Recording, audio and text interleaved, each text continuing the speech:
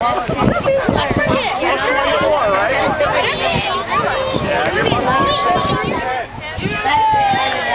you. My name is Dwight Davis. I'm Civil Engineer 1 for the City of Oneida.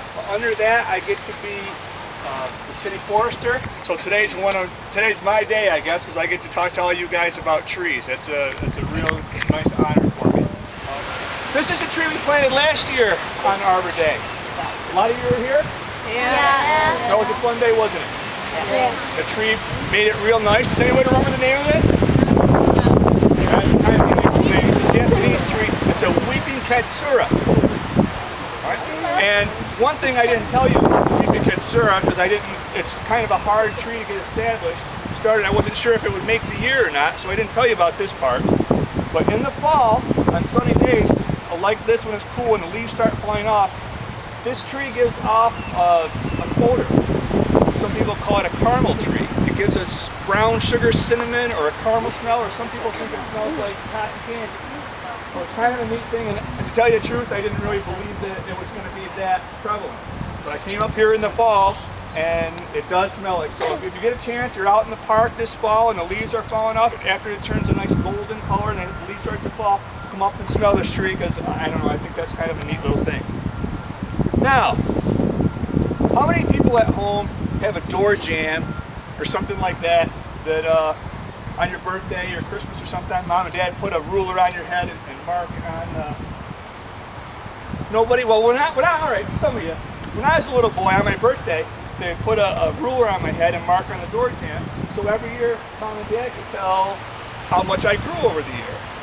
Well, trees have kind of the same thing. So I thought we'd start up here so I could maybe give you a little lesson about trees and how, when I get sent out to see if the tree's healthy or not, or how it's doing, one of the ways I tell. Right? If we look at the end of every branch on a tree, right at the very end is what they call the terminal bud.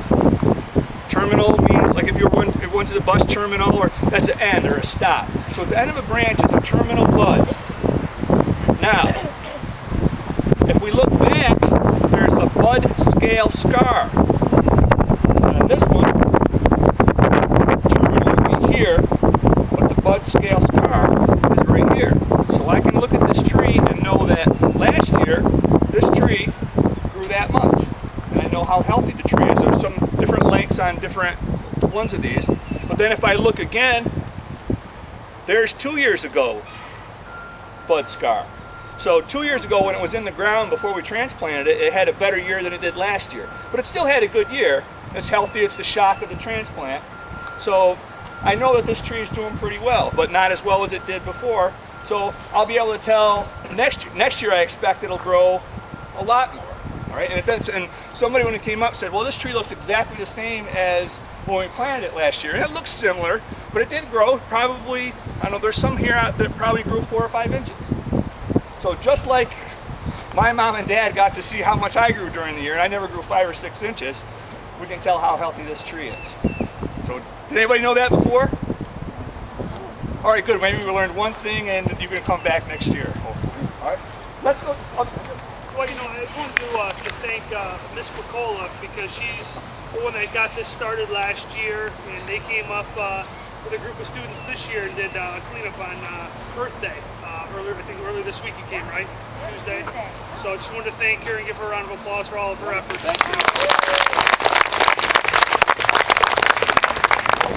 Best reasons to plant trees, right? Because we all know about what does trees give off? Oxygen.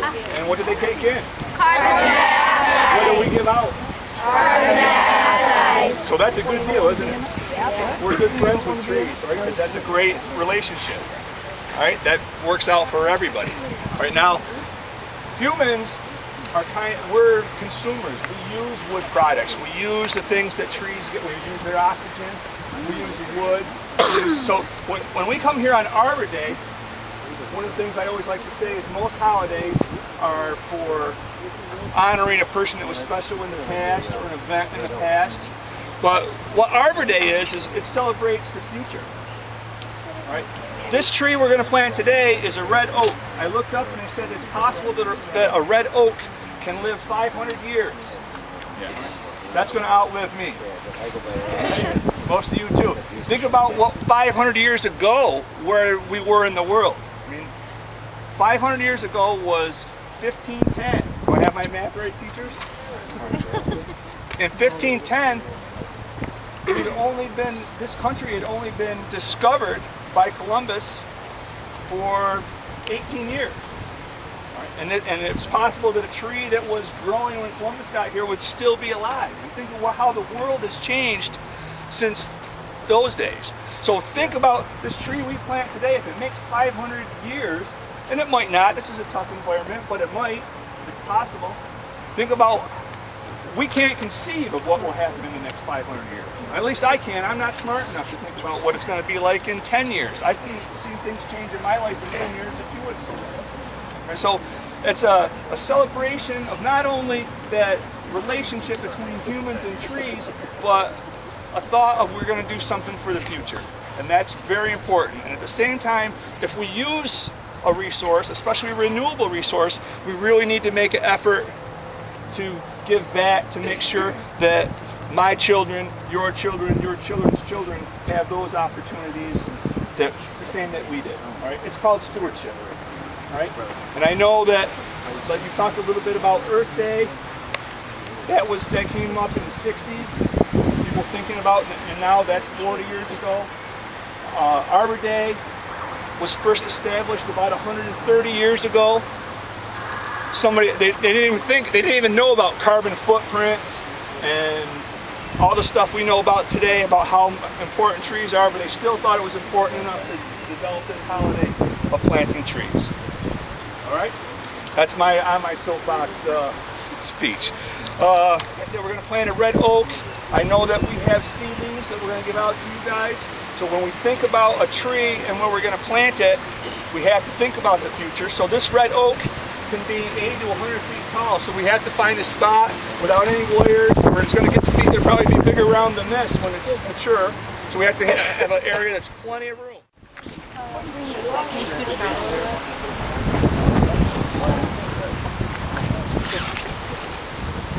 Now we can even see if we look. Watch out, buddy. Here's where, just back right up, guys. Here's where the main part of the roots are. If we dug this too deep, the roots would be where the water could never get to. That's why it's so important to make sure that we don't dig the tree too deep. All right, so a couple of you strong guys, give me a hand getting this in the hole. Support it at the bottom. How's that look? Is that about the same level here as here? Yeah. All right. How about straight? Look straight? No. Which way have I got to push it? That way. This way? All right. How's that look? Good. How about people this way? Does it look this way? All right. Got to come that way? Too much? Everybody like that? Yeah. All right, well, let's put. If we get a shovel and a little dirt under here.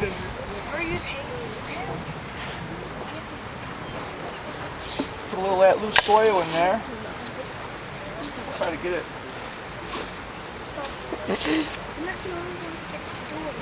How are we looking? Good. Still good? All right, well. Tipping this way. Tipping this way, all right.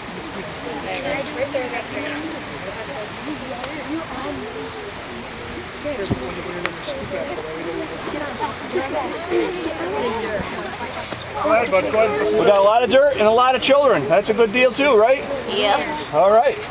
Let's fill her up.